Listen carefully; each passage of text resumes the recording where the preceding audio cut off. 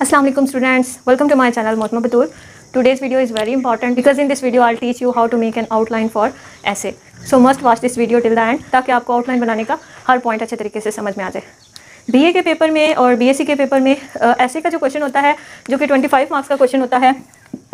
BA के paper में either वो पंजाब यूनिवर्सिटी से हो और गुजरात यूनिवर्सिटी से हो या किसी भी यूनिवर्सिटी से हो, या इसके अलावा और भी बहुत से एग्जाम्स होते हैं जिसमें ऐसे का क्वेश्चन आता है विद आउटलाइन, और वो क्वेश्चन सम टाइम 25 मार्क्स का होता है। बीए में 25 मार्क्स का ही होता है जिसमें 20 मार्क्स का ऐसे होता है एंड 5 मार्क्स की आउटलाइन होती है। तो 25 मार्क्स का ये जो क्वेश्चन होता है इसमें 5 नंबर की आउटलाइन बहुत ज़्यादा इंपॉर्टेंट होती है, और ये 5 नंबर लेना कोई इतना मुश्किल काम नहीं है। जस्ट आपको कुछ चीज़ें माइंड में रखनी है कि आपने आउटलाइन बनाते हुए क्या क्या चीज़ें लिखनी है, किस तरह से आउटलाइन बनानी है, तो आपके आउटलाइन के नंबर बिल्कुल आपको पूरे मिल सकते हैं। ठीक है, तो आपने कुछ चीज़ें माइंड में रखनी है कि आपने हमेशा आउटलाइन में जो चीज़ें मेंशन की वही आपके ऐसे में भी नज़र आनी चाहिए, और ऐसे में जो आपने मेंशन किया हुआ है वो आपके आउटलाइन में ज़रूर इंक्लूड होना चाहिए, ओनली उसके मेन पॉइंट्स। आउटलाइन बेसिकली क्या होती है, ऐसे की शॉर्ट डिटेल कि आपने ऐसे के अंदर क्या क्या चीज़ें क्या क्या पॉइंट्स लिखे हुए हैं, तो वो सारे जो इंपॉर्टेंट पॉइंट हैं वो आपने आउटलाइन में लिखने होते हैं। आउटलाइन में आपने वर्डिंग बहुत क्लियर रखनी होती है, सिंपल वर्डिंग रखनी होती है ताकि एट वंस पढ़ने वाले को समझ में आ जाए कि आपने ऐसे के अंदर क्या पॉइंट्स डिस्क्राइब किए हुए हैं। ऐसे की आउटलाइन लिखने की मिसाल ऐसे ही जैसे आप न्यूज़ सुनते हैं तो न्यूज़ की हेडलाइंस होती हैं, हेडलाइंस 5 मिनट की होती हैं जबकि पूरा न्यूज़ बुलेटिन 1 आवर का होता है। वही चीज़ें एलेबरेट की जा रही होती हैं पूरे घंटे में जो कि 5 मिनट की हेडलाइन में इन शॉर्ट वे बताई गई होती हैं, तो उन्हीं चीज़ों को डिटेल के साथ बताया गया। इसी तरह आउटलाइन में भी होता है कि आपने मेन पॉइंट्स आउटलाइन में लिखने हैं एंड देन ऐसे में उनको इन्हेंस करना है, उन पॉइंट्स को मजीद एक्सप्लेन करना है। जैसे आप स्टेंजा की एक्सप्लेनेशन करते हैं, इसी तरह आउटलाइन जब आप लिखेंगे तो उस आउटलाइन को आपने मजीद एक्सप्लेन करना है इन ऐसे। तो आउटलाइन लिखना कोई अलग से आपको इसकी कोई प्रिपरेशन नहीं करनी, जस्ट आपके माइंड में जो पॉइंट्स हैं उस पैराग्राफ को लेकर या उस टॉपिक को लेकर, तो वो जस्ट आपने पॉइंट्स की फॉर्म में लिख देना है कि ये वो एलिमेंट्स हैं जिनके ऊपर हम बात करने जा रहे हैं इन ऐसे। ओके, तो सबसे बेस्ट वे तो ये होता है आउटलाइन लिखने का अकॉर्डिंग टू मी कि फर्स्ट ऑफ ऑल आप एक रफ आउटलाइन बनाएं back side of the sheet, वहाँ पे आप रफ आउटलाइन बनाएं, जो जो पॉइंट्स आपके माइंड में आ रहे हैं वहाँ पे रफली आप उनको नोट करें and then pick these words 1 by 1 और उनके ऊपर लाइन्स लिखते जाएँ, ऐसे स्टार्ट कर दें। ठीक है, आपने नीट आउटलाइन पहले नहीं बनानी, उसकी जगह छोड़ देनी है। लाइक इस तरह से लिखते हैं कि ये आउटलाइन लिखी हुई है 1 2 3 4 5 और यहाँ से आपने ऐसे लिखना स्टार्ट कर देना है। ठीक है, यहाँ पे आपने पॉइंट्स भी लिखने हैं। आउटलाइन में पॉइंट्स कैसे लिखने हैं वो भी नेक्स्ट इसी वीडियो में मैं आपको एक्सप्लेन करूँगी। तो आपने आपके माइंड में जितना आइडिया है कि आपकी आउटलाइन कितनी जगह पे आ सकती है तो आप उतनी स्पेस छोड़ देंगे पेज पर, या आप एक पेज छोड़ दें। ठीक है, अगर आप डिटेल के साथ आउटलाइन लिखना चाहते हैं, जितनी भी आपके माइंड में एक कंसेप्शन बनी हुई है कि आपने किस तरह से आउटलाइन लिखनी है, तो आप उतनी स्पेस छोड़ देंगे। ठीक है, आपने डायरेक्ट ऐसे लिखना स्टार्ट कर देना है। ऐसे लिखते हुए आपने, जैसे मैंने आपको बताया कि जो आपने रफली नोट किए हुए पॉइंट्स उनको देख देख के आपने ऐसे लिख देना है। ठीक है, और ऐसे नहीं करना कि ऐसे में जो बात इंट्रोडक्शन है वो आप लास्ट में दे रहे हैं, कॉजेज फर्स्ट में दे रहे हैं या इफेक्ट्स फर्स्ट में दे रहे हैं। स्टार्टिंग पॉइंट हमेशा आपका जो इंट्रोडक्शन से होता है, तो सीक्वेंस के साथ चलना चाहिए। आप रफ भी जब आउटलाइन बना रहे हैं तो आपको अपने माइंड में एक सीक्वेंस मेंटेन रखना ज़रूरी है। फॉर एग्जांपल आप मोबाइल फ़ोन पर ऐसे लिख रहे हैं या किसी भी टॉपिक पे लिख रहे हैं जिसके फ़ायदे नुकसान आपने बताने हैं उस ऐसे के अंदर और उसके इफेक्ट्स बताने हैं, तो इस तरह से होगा। सबसे पहले आपने उसका इंट्रोडक्शन लिखना होता है।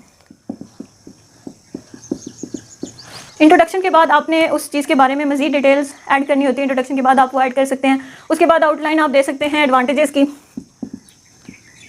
फॉर एग्जांपल अगर मोबाइल फ़ोन का है तो advantages of mobile phone. Next disadvantages, कोई भी ऐसे जिसमें आप एडवांटेजेस लिख रहे हैं तो ये याद रखिएगा कि साथ में उसके नेगेटिव पॉइंट भी मेंशन करने होते हैं, डिसएडवांटेजेस भी लिखने हैं। तो आपकी आउटलाइन बनेगी डिसएडवांटेजेस ऑफ मोबाइल फ़ोन। उसके बाद आपने बताना होता है कि जो मोबाइल फ़ोन है इसके इफेक्ट्स क्या क्या हैं, हमारी यूथ पे क्या इफेक्ट्स हैं, ओवरऑल हमारी सोसाइटी पे क्या इफेक्ट्स हैं। Fourth outline will be like this, effects of mobile phone. Just आपने ये पॉइंट्स नहीं लिखने, मैंने जैसे आपको बताया कि इनको एज ए हेडिंग लिखना है और इन हेडिंग के अंदर मजीद पॉइंट्स ऐड करने हैं। जो आपने आउटलाइन लिखनी है ना वो आप एक लाइन के फॉर्म में मत लिखें, उससे आपको कम नंबर मिलेंगे। लेकिन अगर आप आउटलाइन लिखते हुए ये हेडिंग लिख के इसके बाद इसके 2 से 3 बुलेट्स में पॉइंट्स लिखेंगे तो वो आपको उसके मार्क्स ज़्यादा मिलेंगे। होप्स हो कि आपको 5 आउट ऑफ 5 भी मिल जाए। सो आपने ये हेडिंग्स देनी है, जस्ट मैंने हेडिंग मेंशन की है और इसके अंदर आपने बुलेट्स के अंदर इसके पॉइंट्स मेंशन करने हैं। 2 या 3 पॉइंट्स आप मेंशन करेंगे, उसी से देन आप पूरा वो पैराग्राफ रेडी करेंगे। ठीक है, लास्ट में आपने कंक्लूजन देना होता है, चाहे कोई सा भी ऐसे हो।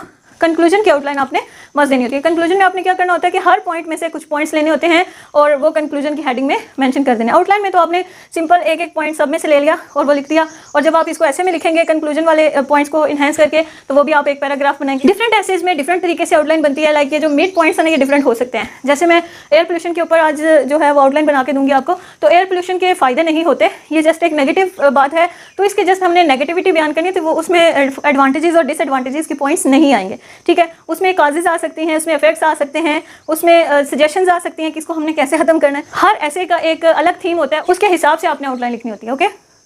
तो जब आपने अपने माइंड में एक रफ स्केच बनाया हुआ है आउटलाइन का और उसको रफ पेज पे या back side of the sheet लिखा हुआ है, और उसमें से आप देख देख के ऐसे लिखेंगे, and then end of all the steps आपने ऐसे को रीड आउट करना है अच्छे तरीके से, और उसमें से जो पॉइंट्स निकालने हैं वो आउटलाइन की हेडिंग्स में, जो कि आपने पहले से ही ये जगह छोड़ी हुई है। 1 पेज तो आपने मस्ट छोड़ना है आउटलाइन के लिए इफ़ यू आर डूइंग ऐसे फर्स्ट, ठीक है। तो उस ऐसे को देखते हुए फिर आपने आउटलाइन लिखनी है, इन केस कि अगर आप ऐसे लिख रहे हैं। वैसे तो ज़्यादा बच्चे इसी तरह करते हैं कि पहले आउटलाइन लिख लेते हैं एंड देन आउटलाइन से फिर ऐसे बनाते हैं, ठीक है। लेकिन मैं आपको ईजी वे बता रही हूँ जिसमें गलतियाँ भी कम होगी, क्योंकि समटाइम ऐसा होता है कि बच्चे आउटलाइन लिख लेते हैं, उनमें मेन पॉइंट्स बस बता देते हैं, लेकिन ऐसे लिखते हुए उनके माइंड में कुछ और न्यू पॉइंट्स भी आ जाते हैं और वो ऐसे में लिख देते हैं, और वो पॉइंट्स आउटलाइन में इंक्लूड नहीं कर सकते, जिसकी वजह से वो अच्छा इंप्रेशन नहीं पड़ता, ठीक है।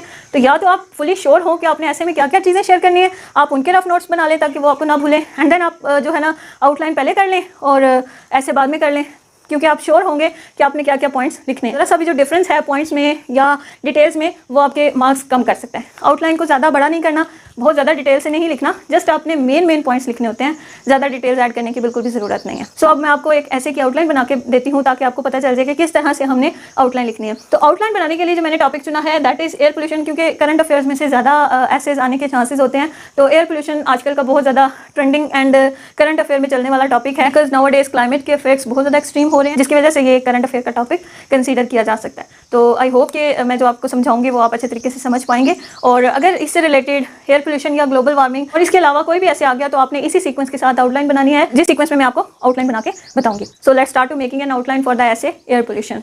सो स्टूडेंट्स, आउटलाइन के लिए एज आई टोल्ड यू कि मैंने कैसा टॉपिक चुना है, that is air pollution. Air pollution क्योंकि आजकल का बहुत बड़ा प्रॉब्लम है, जिसकी वजह से ग्लोबल वार्मिंग हो रही है, जिसकी वजह से जो क्लाइमेट है वो बहुत ज़्यादा चेंज हो रहा है एक्सट्रीम लेवल पे। That's why for your understanding I have selected this topic for making an outline.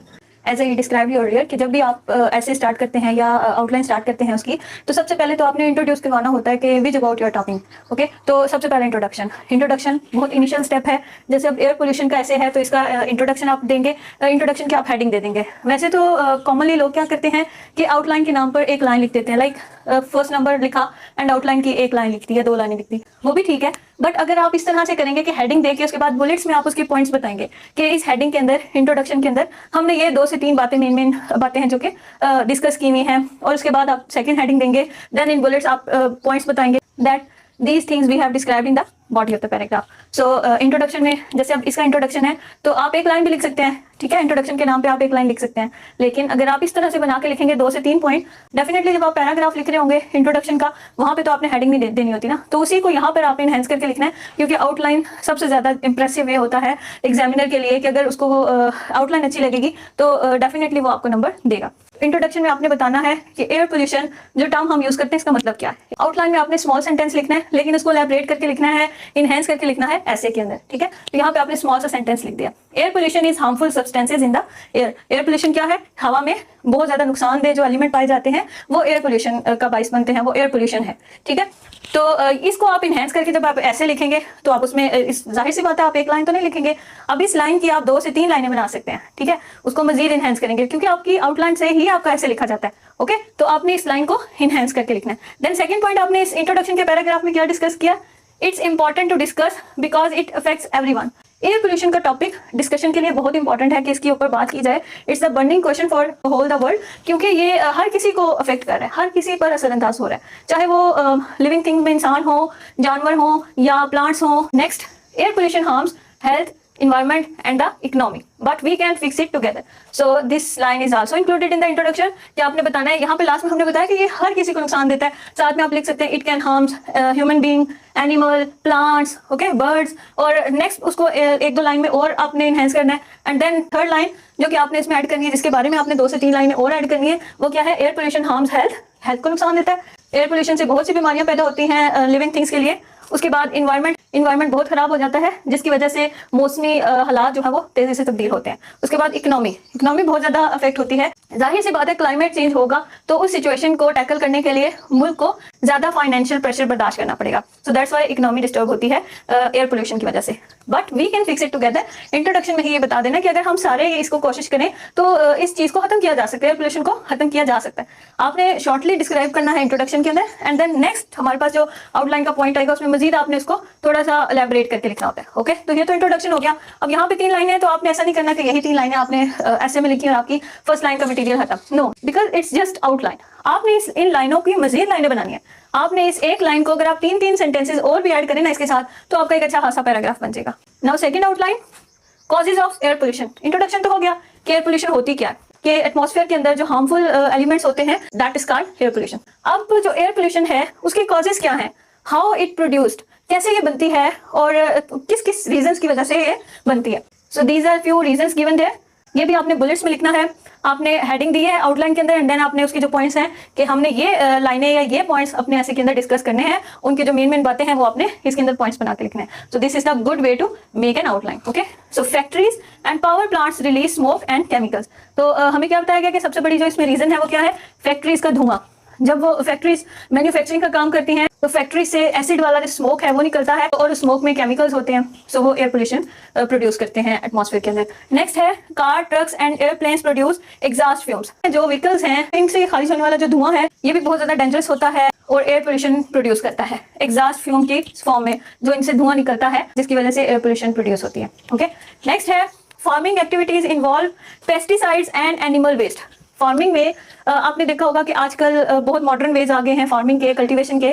तो फार्मर्स तरह तरह के केमिकल्स यूज करते हैं, खादें यूज करते हैं जिनमें केमिकल्स होते हैं अपने फसलों को ज्यादा अच्छा करने के लिए, लेकिन वो अच्छा कम और एयर पोल्यूशन ज्यादा करते हैं। एयर पोल्यूशन के अलावा लैंड पोल्यूशन भी उससे ज्यादा होती है। उसके अलावा एनिमल वेस्ट, जहाँ पे जगह जगह जानवर मर जाते हैं, उनके जो रिमेनिंग्स होते हैं उनको ठीक तरह से ठिकाने नहीं लगाया जाता, और वो हवा को बहुत ज्यादा बदबूदार कर देते हैं, वो हवा को बहुत ज्यादा स्मेली कर देते हैं, और बदबूदार होने के साथ साथ उसके जो जर्म्स हैं वो भी एटमॉस्फेयर में फैल जाते हैं।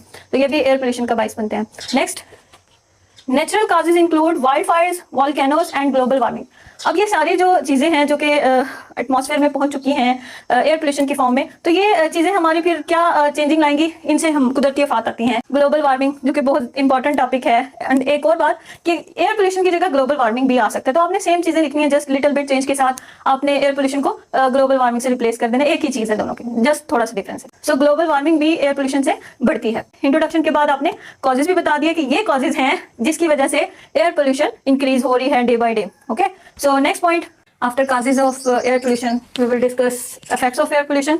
कॉजेज में हमने देखा कि क्या क्या कॉजेज हैं जो कि रीजन बनते हैं एयर पोल्यूशन का, जिसमें वाइल्ड फायर थी, उसके बाद गाड़ियों का धुआं था, फैक्ट्रीज का धुआं था, कटिंग डाउन ऑफ ट्रीज। तो दरख्तों को काटना बहुत बड़ा रीजन है, बहुत बड़ी कॉज है एयर पोल्यूशन प्रोड्यूस करने की, क्योंकि दरख्त हमें बहुत ज़्यादा सपोर्ट करते हैं जो एयर है उसको प्योरीफाई करने के लिए। वाइल्ड फायर से भी एटमॉस्फेयर बहुत ज़्यादा जहरीली हो जाती है, क्योंकि आग से बहुत ज़्यादा धुआं खारिज होता है जो कि एयर पोल्यूशन का सबब बनता है। जब एयर पोल्यूशन हमारे एटमॉस्फेयर में इंक्लूड हो जाती है तो उसके बाद उसके जो असरात हैं वो क्या हैं, तो सबसे पहले तो उसकी वजह से बीमारियां बहुत ज़्यादा लगती हैं। So effects of air pollution heading का नाम होगा, और बुलेट्स में आपने ये पॉइंट्स लिखने हैं। Health problems like asthma, lungs infection and heart disease occur. और भी काफ़ी चीज़ें होती हैं एयर पोल्यूशन की वजह से इन विच ह्यूमन बीइंग सफर। तो नेक्स्ट जो इसका पॉइंट है कि इफेक्ट्स क्या होते हैं, उसमें इन्वायरमेंटल डैमेज होता है, includes acid rain and climate change. इसकी मेन रीजन क्या है, एयर पोल्यूशन, ग्लोबल वार्मिंग। उसके बाद economic cost include medical bills and lost work days. Economic condition कैसे खराब होती है एयर पोल्यूशन की वजह से, क्योंकि जब लोग बीमार होंगे तो उनकी जो बीमारी पे अखराजात आएंगे, उनकी बीमारी को क्योर करने के लिए जो एक्सपेंडिचर्स आएंगे वो फाइनेंशियल प्रेशर बनेगा, इकोनॉमिक कॉस्ट होगी, तो ये एक नुकसान है इकोनॉमिकल। ठीक है, उसके अलावा लॉस्ट वर्किंग डेज या वर्क डेज, वो बंदा जो बीमार होगा वो काम नहीं करेगा और उसके जो वर्किंग डेज हैं वो कम हो जाएंगे, जिसकी वजह से उसकी अर्निंग कम होगी। तो ये इसके इफेक्ट्स हैं। इसके अलावा और भी काफ़ी सारे इफेक्ट्स हैं, आप खुद से लिख सकते हैं, जस्ट मेन मैंने यहाँ पर लिखे हैं। इसको आपने एज इट इज़ नहीं लिखना, इसको आपने और इनहेंस करना है। ये लाइन तो इंक्लूड करनी है, साथ में इसको और चेंज करें, इसके साथ 3-4 सेंटेंसेस और ऐड करें विद एवरी लाइन, ताकि आपका एक अच्छा खासा पैराग्राफ बन सके। Alright, so we have studied that what is air pollution, what are the causes of air pollution and what are the effects of air pollution. अब हमने सजेशन देनी है और सोल्यूशन बताने हैं कि how we can overcome this problem. So there are some solution and some suggestion to overcome the air pollution. So what are the suggestion or solution? Look at this. Government rules can limit pollution with loss. Government को चाहिए कि वो कुछ steps ले ताकि जो public है वो उन लॉज को माने, उन रूल्स को फॉलो करे और जो एयर पोल्यूशन है उसको खत्म किया जा सके। कुछ ऐसे रूल्स एंड रेगुलेशन बनने चाहिए। New technologies like clean energy can help. Technologies introduce करवानी चाहिए जिससे एटमॉस्फेयर को साफ किया जाए so that we can purify atmosphere. Next suggestion है planting trees is a best act to overcome air pollution. As I mention कि आजकल कटिंग डाउन ऑफ ट्रीज बहुत कॉमन है। हर जगह से दरख्तों को काटा जा रहा है, बिल्डिंग्स बनाई जा रही हैं। तो दरख्तों को लगाना चाहिए, प्लांटेशन करनी चाहिए, नए पौधे और दरख्त लगाने चाहिए। Last one is people can use public transport. आजकल का जो दौर चल रहा है उसमें हर इंसान ने अपनी प्राइवेट गाड़ी रखी हुई है जिसकी वजह से रोड्स पर बहुत ज्यादा रश होता है, ट्रैफिक बहुत ज्यादा होती है, गाड़ियों का धुआं बहुत ज्यादा होता है जिसकी वजह से एयर पोल्यूशन होती है। इसके अलावा जो पेट्रोलियम है उसका बहुत ज्यादा यूजेज है। And then support green products. Green products हमें मदद करते हैं ग्लोबल वार्मिंग को कम करने में। And educate other that how to get rid of air pollution.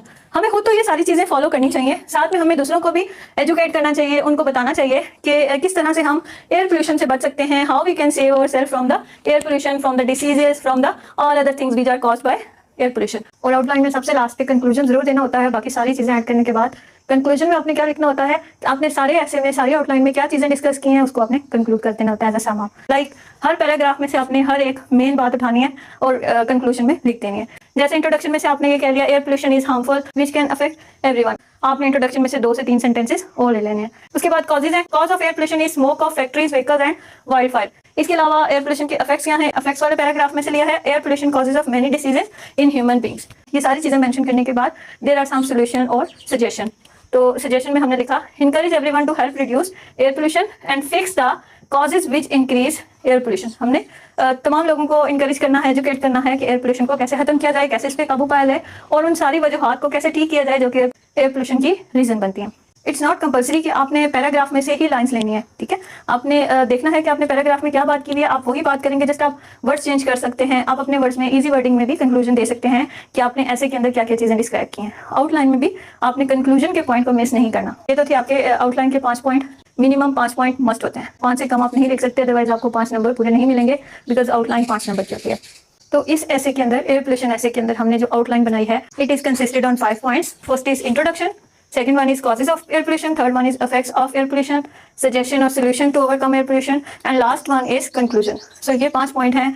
आप 6 भी लिख सकते हैं, 7 भी लिख सकते हैं, लेकिन मिनिमम आपने 5 लिखने होते हैं, 5 मस्ट लिखने होते हैं। And must remember one thing कि जो आपने आउटलाइन में चीजें लिखी हैं वही आपके ऐसे में भी रिप्रेजेंट होना चाहिए। ऐसा नहीं करना कि आउटलाइन में आपने बहुत अच्छे तरीके से हर पॉइंट को मेंशन किया हुआ है बट वो चीजें ऐसे में आपने मेंशन नहीं की, तो वो आपका बिल्कुल भी रेलिवेंट नहीं होगा ऐसे और आउटलाइन, और आपको दोनों के नंबर नहीं मिलेंगे। Always keep this thing in your mind कि आपने जो आउटलाइन में लिखना है वो आपने मस्ट ऐसे में मेंशन करना है। और दूसरी चीज कि जो ऐसे में लिखा हुआ है वो उसका हर मेन पॉइंट आपके आउटलाइन में होना चाहिए। हमेशा फोकसफुली आउटलाइन लिखनी है जो कि रिप्रेजेंट करे पूरे ऐसे को, और उस आउटलाइन को पढ़ के पता चल जाए कि आपने ऐसे के अंदर क्या क्या चीजें मेंशन की हुई हैं। सो आई होप कि आपको आउटलाइन बनाने का तरीका आ गया होगा कि how to make an outline for any kind of ऐसे।